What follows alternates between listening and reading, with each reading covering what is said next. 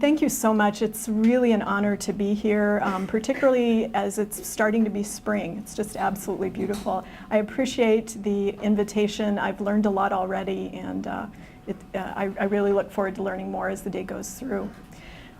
What I would like to do is to share a little bit of my own personal journey. This is a part of it that I remember getting my first faculty job, and I would spend hours. You just can't even imagine how many hours I spent. And it was at the time when we had to use overhead transparencies. Do you remember that? So I spent all weekend long. I worked till late at night to develop the most perfect lecture that it was possible to give.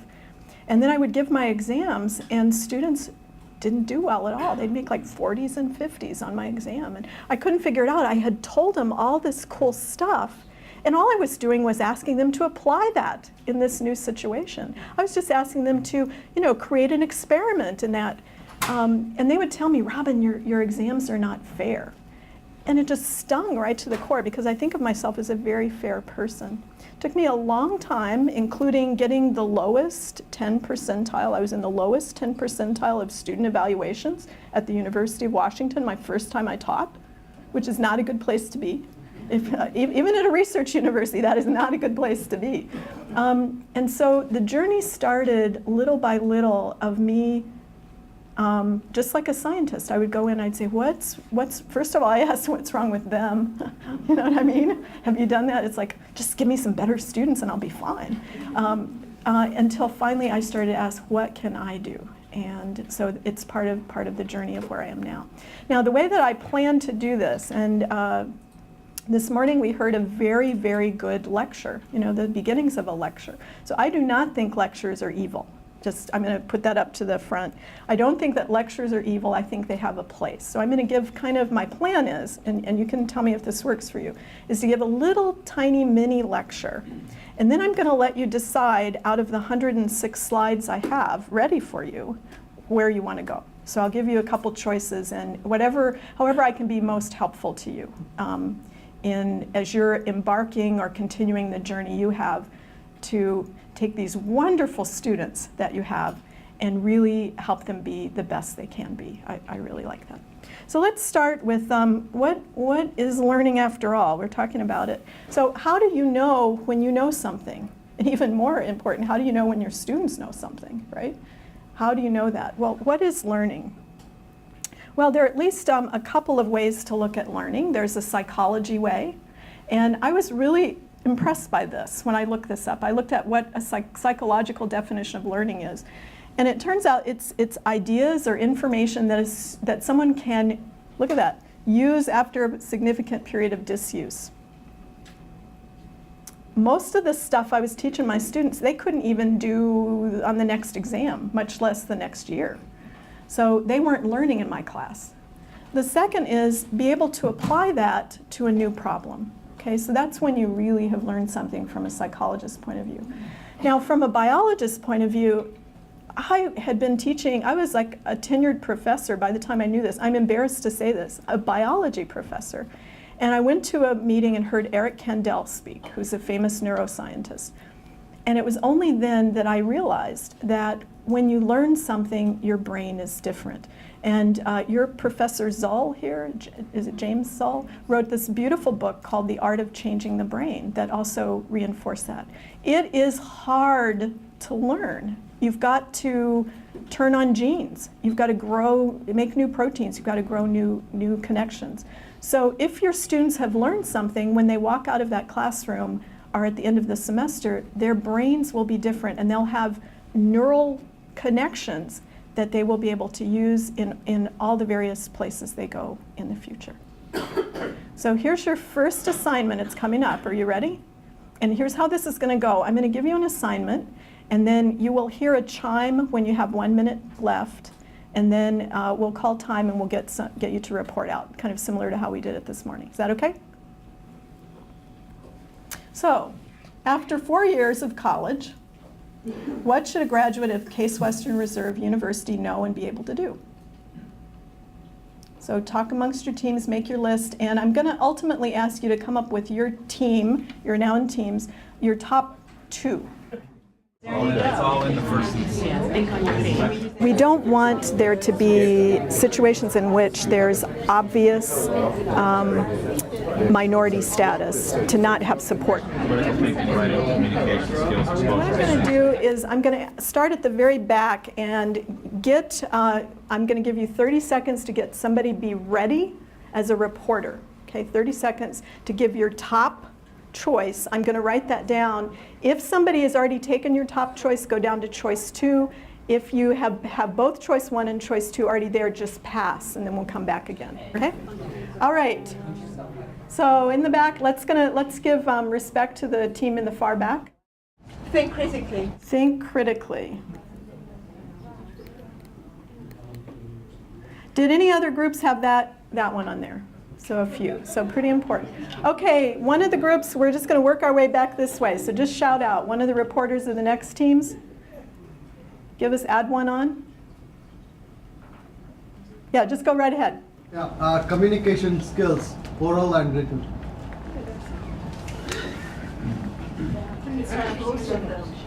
Skills, oral, written. Okay, next. How to be an effective team player. Okay, next. Model building. Model building. Next. Next. Enduring understanding of the major concepts. Now, this is kind of important. Do you see, this is, we didn't even get to any content until just now. That's kind of interesting. Okay? Know how to figure big stuff.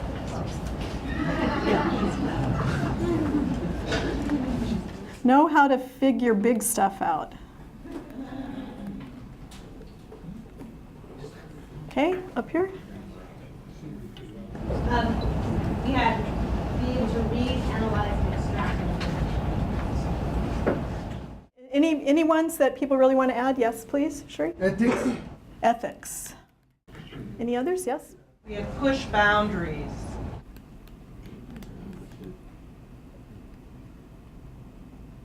Yes. Sure.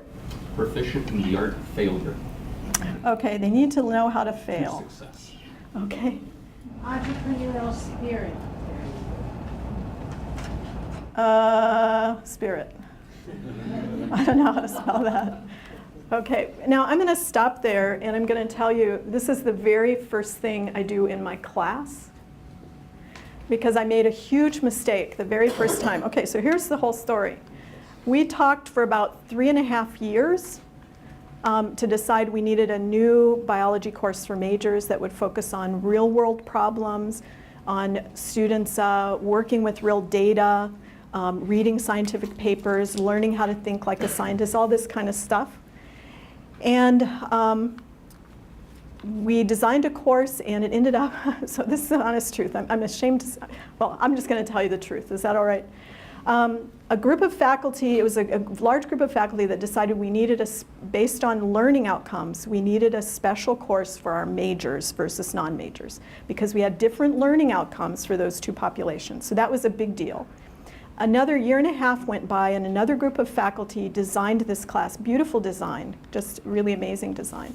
And it came time to say, well, who's going to teach this? And you know, my kind of naive expectation was the people who had designed it would be very enthusiastic and wanted to teach it.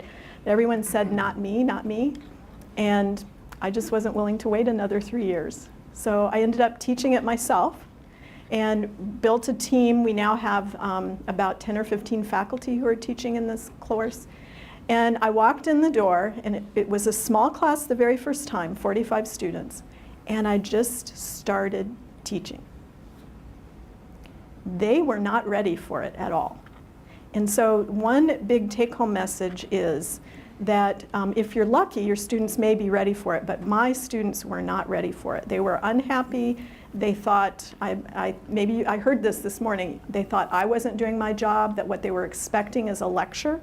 And by that they meant they expected to be able to come to class, unprepared, not having done any of the reading, and sit and passively be introduced to a subject that they then would go study the night before the exam. And that all they had to do was memorize things and they would do just fine and make an A. And so what I learned to do is to spend a long time helping students understand what's different about this classroom and to bring buy-in.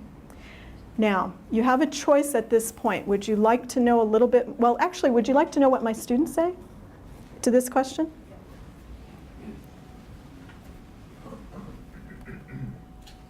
This is obviously what matters to you, and content was not, it was there. Content was the raw material for doing all those things, but this is what they said. Be ready for more school. I think that's what they meant when they said lifelong learner. That's what they thought about. Apply knowledge, not just have it. Think critically, analyze different situations. Many of them do want to get a job, which if you're a parent, I think that is a relief. Discuss an area of study knowledgeably, competently, and confidently. Develop leadership skills, understand other cultures, diversity. Cook a delicious meal. I don't know why they come to college for that. But, it varies from person to person, and that was insightful.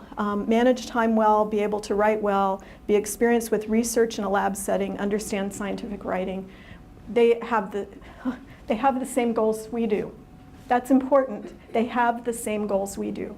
And by doing this exercise, what I would ask them is, I said, well, that's what we're going to focus on in this class. It isn't just going to be about learning biology facts. We're going to use those facts to help you build teamwork and leadership. We're going to use those facts to help you solve real world problems and analyze data. So in that way, I'm responding to what they're asking for, not imposing some new structure on them. Does that make sense? So if you look at where these kind of things are on Bloom's taxonomy, which is what I think is next, again, what am I doing? I'm lecturing. It's not bad. It's not evil. There are times when it's important. We show students Bloom's taxonomy because the way that we have time in class to do the critical thinking and the problem solving and the scientific analysis and model building and communication and leadership and all of that, the only way we'd have time in class to do that is if all of this stuff on the bottom is on their own shoulders. So this is on their own. Now, we don't mean that we're just going to throw them into the deep end of the pool. What we're going to do is we give them a study guide, and we expect them to get the $250 worth out of their textbook. There's no video lectures. They read the textbook. They can work out some sample problems. And when they walk into class on every Monday morning, there's a quiz. And I hand everybody a Scantron form, and it's a bubble choice, multiple choice quiz. And then there's some magic that happens. Would you like to see that part? Have you seen if-at forms? Okay, so I think this might, I'm not going to give you a choice on this one because I think it's one of the best things we do and it's totally the easiest.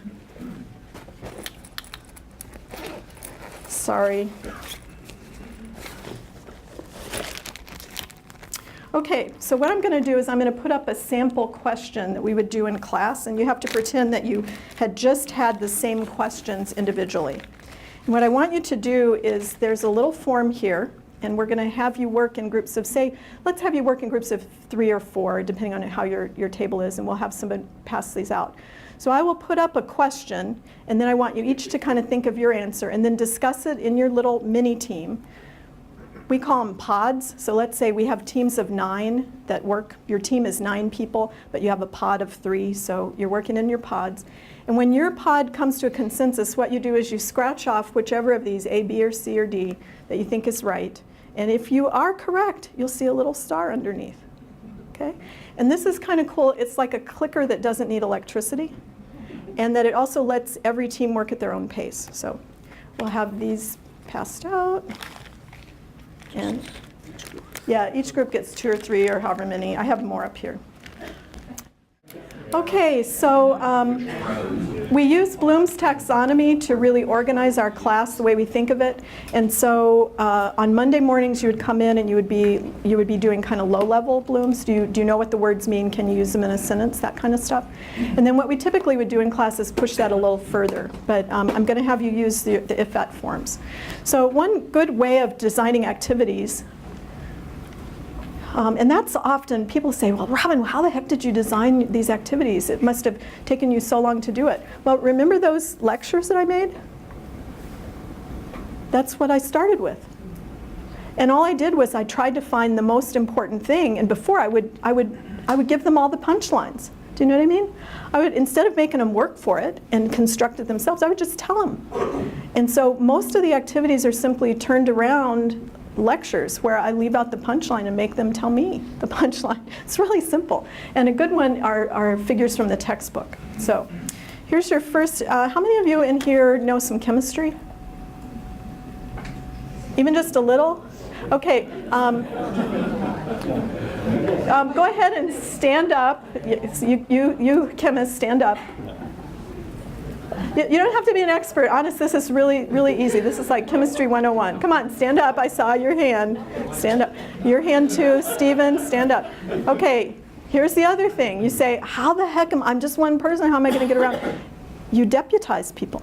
So now you are my deputies. You are honor bound not to tell anybody the right answer, but you can ask them questions, okay? Oh, okay. Okay, so you're the no, you're gonna walk around and help. We're just getting Okay, so here's the first question. Here's a common chemical reaction that happens in some cells. And glucose and fructose combine to form sucrose. These are all different sugars. This was in your reading, remember? And so what happens when sucrose is synthesized? Is it A, B, or C? New covalent bonds are formed, existing covalent bonds are broken and new ones are formed, or existing covalent bonds are broken. So talk about it in your groups, and when you have the right answer, scratch it off and see if you're right. Just try to reason through it. You figured it out? Did you get the right answer? Oh, we did, yeah, we're confident. Did you get the right answer? Yeah, D. Ours is scratched off. B. Oh, it's, now, here's the cool thing. When we first started teaching, we didn't use these. What would happen is the students would hand in their Scantrons. We'd do a quick survey, put it through the machine really quick, and then we give a lecture. We can't get away from it. Oh, they really did kind of bad on that one. Maybe we better talk. So we talk some more about it. Well, it turns out that if on the individual scores, they earn about 70% right. The average score of each person is about 70%. And then if we just let them talk through it, guess what the score is? 95, 100. So they were better at lecturing than we were when they were lecturing to each other. And probably if there's one thing that I would not give up, it's this, because it does a couple things. First of all, if I didn't do my reading and I'm sitting at this table, they all know it. I don't care if the teacher knows it, the professor knows it. But boy, I don't want to let my team members down, because the team score is worth some points too. Isn't that magic? It's Larry Michelson is the person that I heard this from. But it ends up that together you're going to improve every individual score that's there. It's kind of neat. Any questions or observations or strategies that you've used to help students come to class prepared? Because I will tell you, not only do my students show up, they come prepared almost all the time. So you do both things? You give them individually a Yes. quiz at the beginning, and then they do this group thing? Yes, and then they usually we just have they use the same exam form, right? They will get a sheet of paper that has the questions, and then they go through it, and they'll spend a lot of time on the challenging questions. Now, if you'll notice, this question is very interesting because every single answer is exactly correct. Okay, but it's not there, so there are no incorrect answers in this question, but there is a better answer than the other three. And this is something that many of our students are aiming to go to medical school, and being able to understand the idea that there's a best answer, and evaluating what these answers are is really important. Okay, so you kind of get the idea. Now, I'm not going to have you do any more of these because I think it gets the point. But if we look at the textbook figures, now the textbook talks about putting sugar into coffee. And what was surprising is that students, even though they had just read about enzymes, for those who, so biologists and chemists in here, they didn't realize this. So a good way to, they couldn't answer this question correctly. They thought it broke down into glucose and fructose. Now this is just biology to you. You don't have to know it. But the point is, what you can do is take a figure from your textbook and have them go through it. These are models. A figure is a model. Go through it at a kind of low level, and then you throw a zinger in there. And the zinger here was something that wasn't actually listed. It would be what would be the next figure, figure E, you know, A, B, C, D, E. You show a picture of a chemical reaction and say, what would the graph look like if you designed a better enzyme? So you can take figures from your textbooks and just push them a little to the next level and make activities very easily just that way. Okay, so now you have a choice. And the choice is, do you want to hear more about how the class is structured, or do you want to have some more examples of activities? So why don't you talk in your teams a little bit, and then we'll take a vote. Teams that want class structure should stand up now. If your team wants class structure. Okay, class structure, okay. All right, and then if you want the examples, stand up. And how many of you are not voting at all? Okay, so some don't care. All right, so I think more people stood up for the class structure. I start my class the same way I started this workshop, this discussion. What do you want to know? I ask students, what do you want to know by the time you graduate? And so the whole idea is what we are trying to do is to invite students to be biologists. It isn't about appreciating biology, it isn't about knowing about biology, it's about doing biology. The course is designed, it's a majors course. They spend 12 hours, 12 credit hours over 2 semesters in this course. In the first semester, we focus on the topics of evolution and genetics. And in the second, we focus on ecology and biochemistry, a little bit of cell biology. The lab in the first semester is rather traditional. The lab in the second semester is an authentic research experience. So what we do is, and this is actually a really good strategy. You know your research, and you know how difficult it is to get grants? Well, guess what? If you get 250 undergrads working on your project, we pay for their supplies, we supervise them, and you can get some data out of it. And so I think it's a very good strategy of helping move research programs ahead, particularly if you have things that you don't know if they're going to work. Because you can put a whole bunch of undergrads at it, you know, they do a genetic screen and they come up with some things or not. It's if they learn along the way. So that's a really good strategy. The whole idea is to learn foundational biology. This is a biology class and they got to learn some biology. There's no getting around it. I think content is critical, but it's only the beginning. It's not the end point.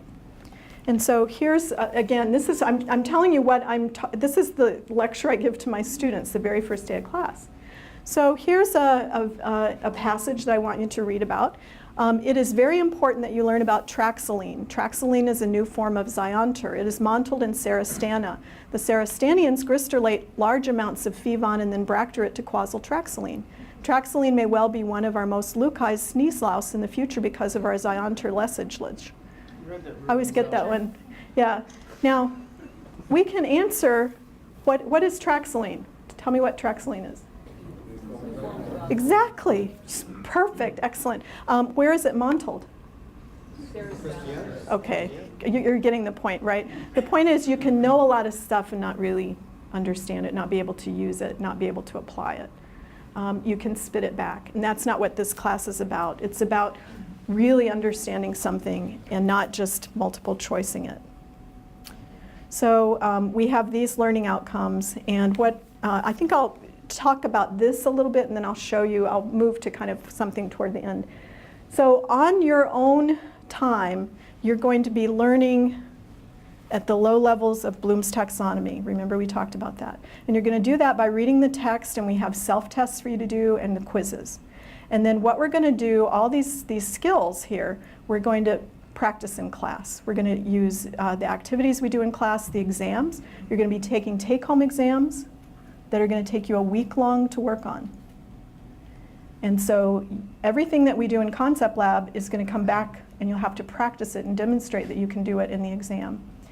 You're going to reach to the very pinnacle of Bloom's taxonomy in this class. You are going to create new things. You're going to create solutions to real world problems because we're going to ask you to identify a problem of social value that your team cares about. And it can be anything from global climate change, the coral reef ecology, a genetic disease, Alzheimer's disease, anything that you're interested in. And you're going to have to develop a solution to that problem that uses genes. That's going to count 200 points of your grade. So you're going to be climbing to the very pinnacle of Bloom's taxonomy, and you're going to have time in class to work on these team projects. Are you getting kind of how it goes?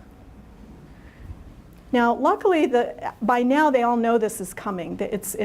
Once the first maybe 3 years, it's an uphill battle, and then all of a sudden, they know what's coming. The grapevine is telling them it's a really hard class, but it's worth it. And so we're kind of over that hump, and I don't have to sell it as much as I did the first 3 years.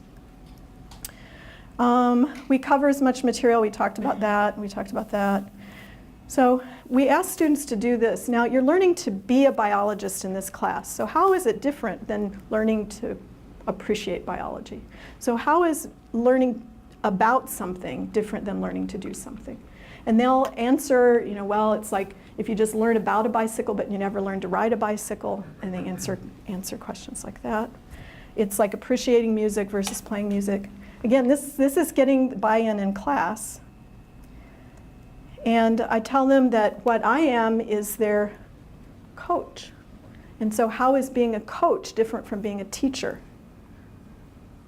And what they answer is, let's see if I don't think I have their answers, sorry. But they say, well, you're not going to tell us all the answers. You're going to make us do the work. So, yeah, that's right, good, excellent. I'm going to make you do your mental sit-ups, and I'm going to hold you accountable. But really, I'm going to tell you when you're playing the game well and when you're not. So giving you a lot of feedback. But you're going to have to do the hard work. You're going to have to do the sit-ups. You're going to have to do the work of learning. Okay, given that, now what I'd like to do is any questions. I think I'll just respond and pull questions. Got a question. Yes. In the Bloom's taxonomy, I did note that you did go back to referring to point value with your students. So that's a very low level of Bloom's taxonomy, and I'm wondering why that's still necessary if we're approaching the higher levels of Bloom's taxonomy. So you're saying, well, back to basic incentive. yes. You're right. You're right. And we incentivize also by having by having extra credit. So we are incentivizing students, we're bribing students to have behaviors. And we think that in the experience we have, it actually pays off later on. They learn habits of mind. But we could have a discussion of how you can intrinsically motivate college students without points. I don't know a good way to do it. And you have that discussion with them as they're being exemplified with this model? Do you have that discussion with them? In other words, telling them yes, we're absolutely. using points right now, but eventually the reason for this is, and so on? Absolutely. We tell them that these are incentives for you to do what we know the research shows is behavior that will help you learn. But talking about points, there's 15 points associated with the weekly quizzes. 15% of the grade is on the weekly quizzes that they're done individually, and 25% are the take-home exams. And so that's individual work that's on the student's own shoulders. And then 5% of the grade are the team quizzes that happen afterwards. And then there's 15% are the team projects. There's 2 in my particular section that they do. And then finally, team maintenance. So what we do is we have each group at least once formatively, where it doesn't count in their grade, evaluates every other team member based on their teamwork skills, not on the quality of their work, because that's my job, is to tell them, if they did a good paper or not. And the way that this works is we have them, this is kind of interesting, everybody on the whole team evaluates everybody else, including themselves. And they evaluate themselves in the third person. So it would be, Robin does a really good job at showing up on time, but it would help a lot if she didn't talk so much in class. So that kind of thing. Although we do coach them that that's not a very effective way to give feedback that I just gave. So they evaluate themselves as well, and then we give them all of the information about everybody, de-identified. So I don't know who said I needed to talk less, but I know somebody said it. And it might have been me. I mean, I don't know what that is. And so they learn about how we coach them on how to give good feedback in a team. We help them learn about what it takes to be an effective team member.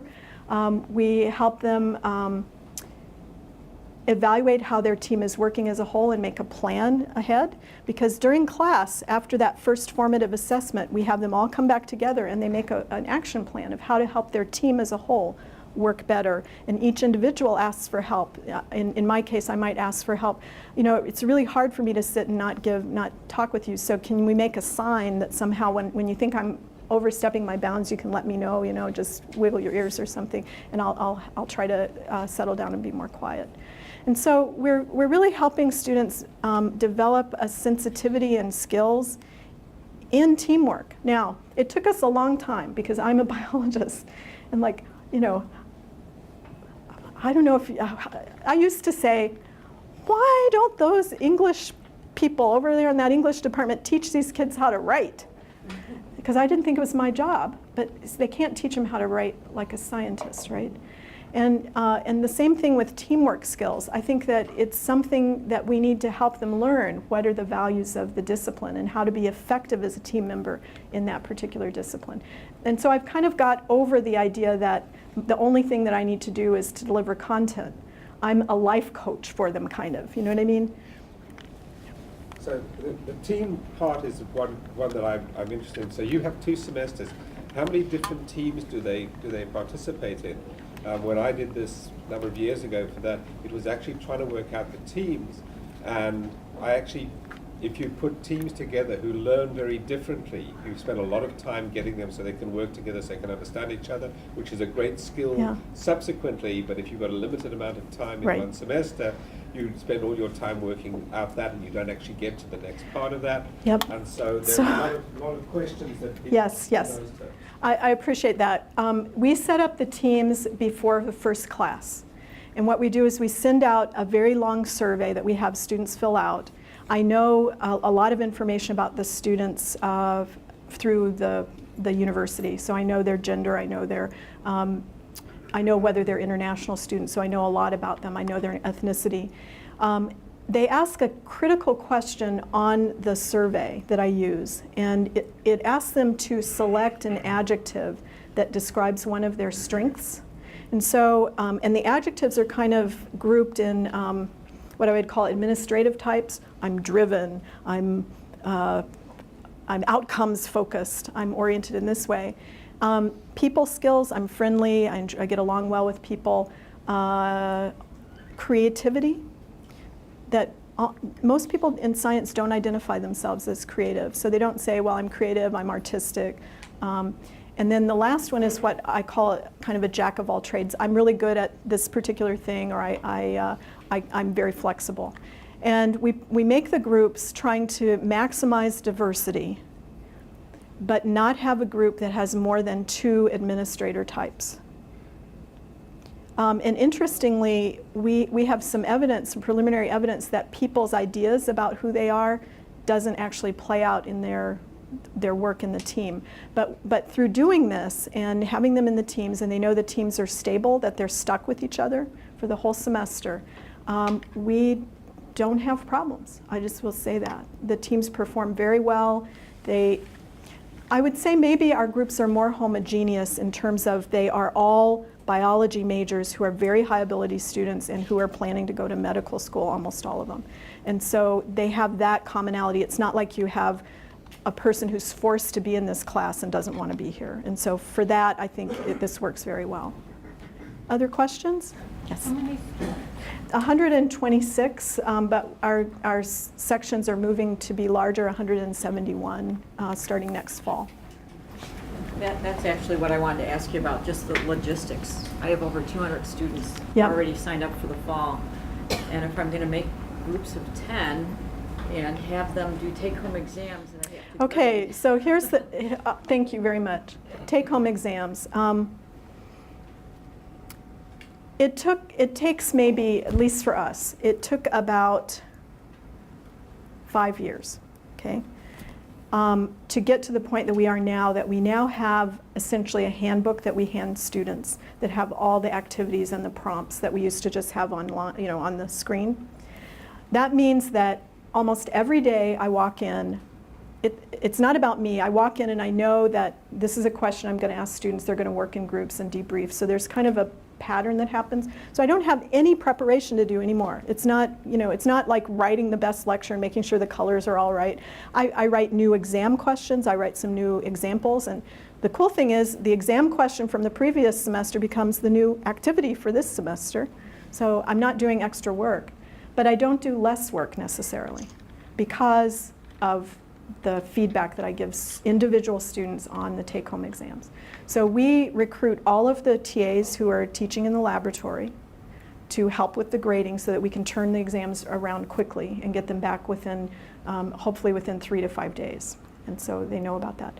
The take-home exams are the second best thing that we do. I think the first best is just holding students accountable so that they show up prepared and they're ready to work. The second is the take-home exams, because all the activities we model in class, we practice in class, they are going to have to do on their own. They go out to the internet, they find information, they've got to make choices, they've got to argue for their case, and they're very, very challenging, very intense. And we use all of class time during exam week for office hours, essentially. So students will get the exam on usually Friday night at 11, and then Monday we'll have our first office hours. We sometimes will let them we'll select one question that they can write up. And so the ticket to class on Wednesday, while we're talking about this, is they have to bring a written answer to that question or they can't come in for the discussion.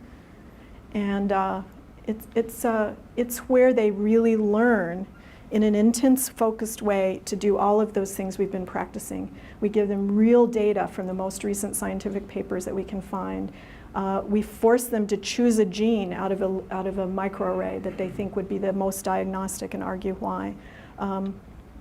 They're very high, they require a lot.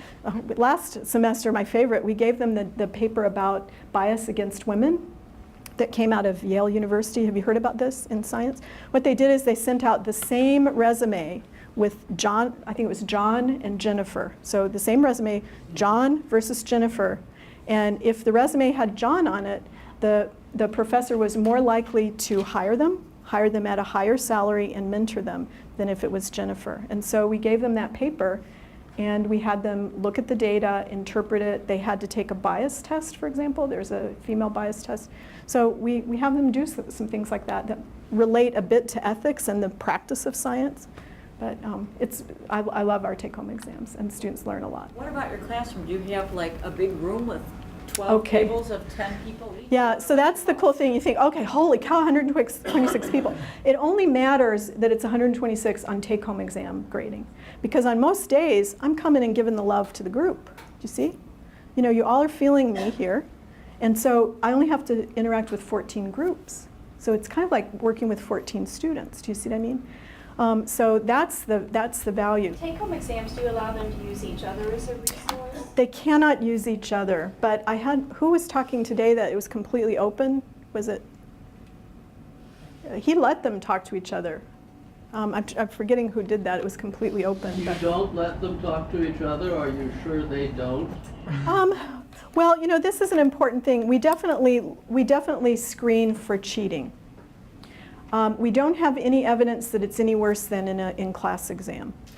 And we have identified in a couple of cases where people inadvertently, not inadvertently, but cases in which they collaborated and we did the appropriate thing and reported it. They have to sign or a statement at the end of every take-home exam that says, I didn't receive help from any other human being other than the professors. They can talk to us as much as they want. I don't know of anybody or suspect anybody. And I understand that if I'm found, if I'm suspected of cheating, it will be reported and can affect my ability to get into medical school, et cetera. So we have them acknowledge at least that.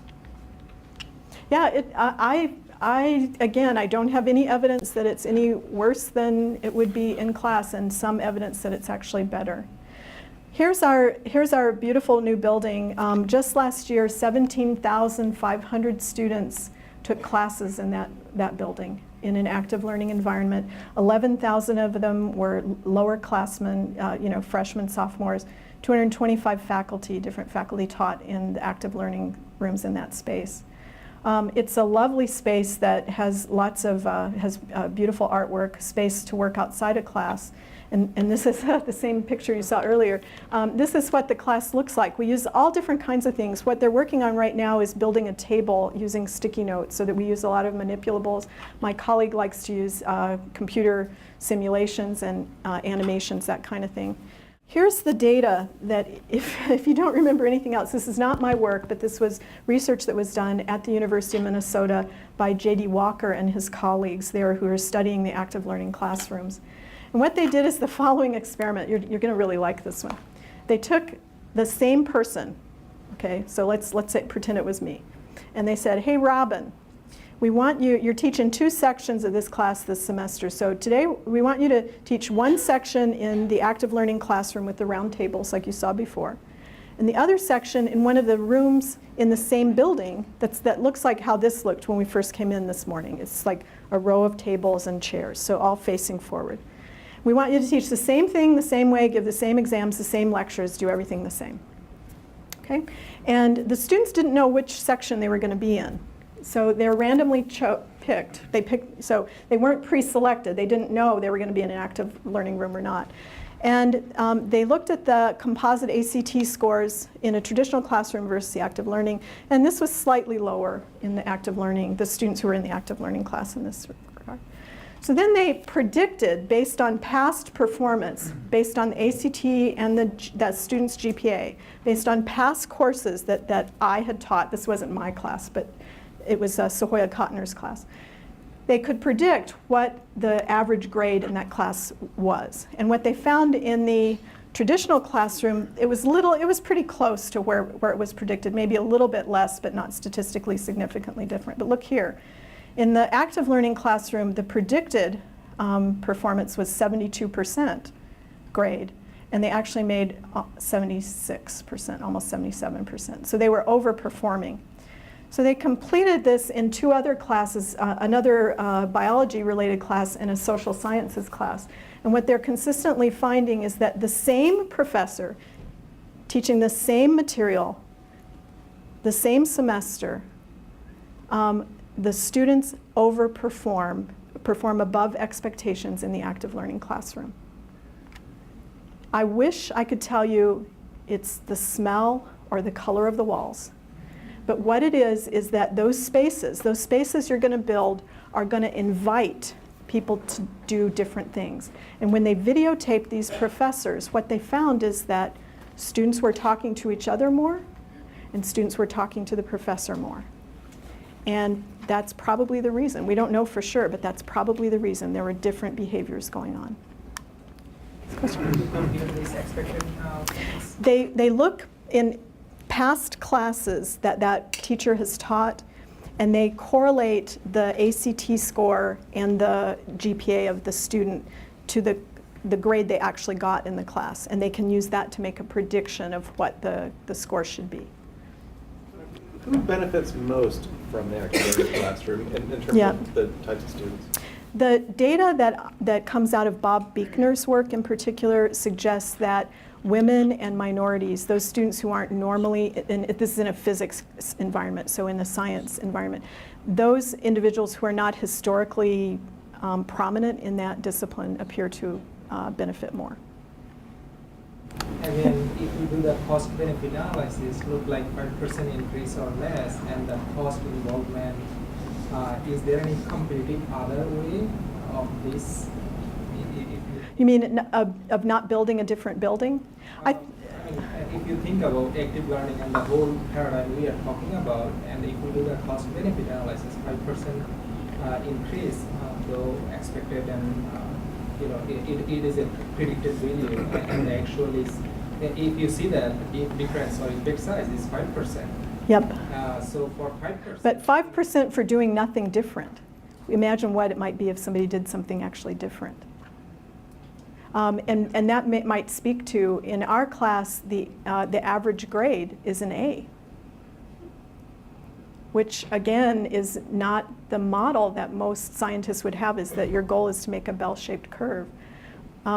We set very high standards, and the students do. We have lots and lots of data points that we use to assign student grades, and they do well in the class and do well in courses afterwards. So I think for us, we haven't done this analysis in detail, but our suspicion is that we know that we have greater persistence from freshman to sophomore year. We now have 97% of students persisting from freshman to sophomore year in our college, which is pretty amazing. The four-year graduation has gone up from in the high 30s to the high 70s over the last times that this has been doing. Now, I don't know that it's only because of this, because we're doing other things as well, but we think this is a big, big component of it. Now, the last thing I'm going to do, and just it's to lighten the mood a little bit, no matter what, the idea that students are going to have to do something in class is a hard one to stomach. And so kind of at the end, for them to stomach, not for me to stomach, but at the end of the class, before we move on, I usually show a video that we come back to, and I'd like to share that with you. Uh-oh. It's no big deal. It's probably not even quicksand. I'm gonna have a good laugh about this tonight with the guys.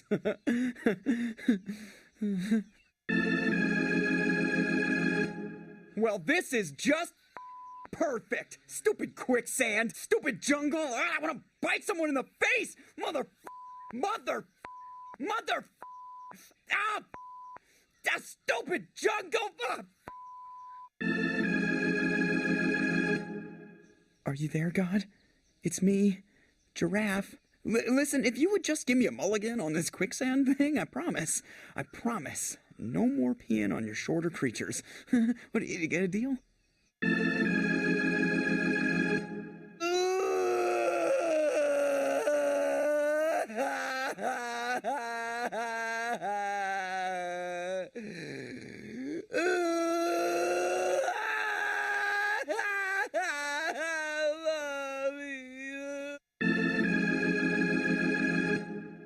You know something? I'm cool with this. I bet heaven has all the tender leaves I can eat, and everyone gets their own Slurpee machine. Yeah, take me, sweet death. I await your loving embrace. What? I think I hit the bottom. Let's stop there. They go through a grieving process, and so we use this to check in with them every so often. Well, I hope you've all gotten at least to the anger stage by now, and it just helps a lot. I'm going to go to my final slide. There's so much more. It'd be really fun. Oh, one thing. We have a completely open door policy to our class. That is, we write it into the syllabus. The students can bring visitors. Visitors stop by all the time from all over. Anyone who wants to come visit can come and visit. So I want to make sure that you know you're welcome. And this is important that I go to this last slide. This is the headwaters of the Mississippi River, and we actually take our whole freshman class there in July, so it's coming up. We help them get to know each other and get to know us and get to know the university. My challenge to myself and to you is it's not about knowing about the canoe. It's not about being able to tell what it's made out of or the diameter or how you build it. It's not about being able to describe the mathematical equation that talks about the shape of the paddle. It's about getting the students into the canoe, onto the water. It's about helping them know how to get back in when they fall out, when they fail. I think that was an important thing. And what I found is that one of the great joys that we have as educators is watching as these amazing students go off and do things that they never could imagine and you never could imagine was possible. So put your students, put your kids into the canoe and let them amaze you. Thanks.